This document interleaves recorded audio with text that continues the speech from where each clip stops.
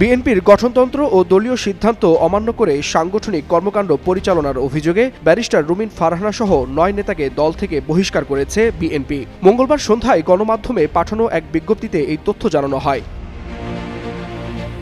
বিজ্ঞপ্তিতে বলা হয়, বহিষ্কৃতদের বাংলাদেশ জাতীয়তাবাদী দলের প্রাথমিক সদস্য পদসহ সব পর্যায়ের পদ থেকে অব্যাহতি দেওয়া হয়েছে। বহিষ্কৃতদের মধ্যে রয়েছেন দলটির জাতীয় নির্বাহী কমিটির সহ আন্তর্জাতিক বিষয়ক সম্পাদক ব্যারিস্টার রুমিন ফারহানা, সদস্য মোহাম্মদ গিয়াসউদ্দিন, মোহাম্মদ শাহ আলম, হাসান মামুন ও আব্দুল খালেক।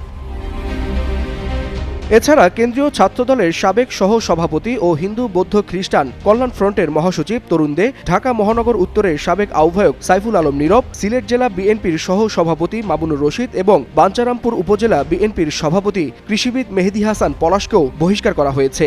দলীয় শৃঙ্খলা রক্ষা এবং সংগঠন আরও সুসংগঠিত করার অংশ হিসেবে এই সিদ্ধান্ত নেওয়া হয়েছে বলে জানিয়েছে বিএনপি। ওয়ালিউল হাসানাত, যুগান্তর নিউজ।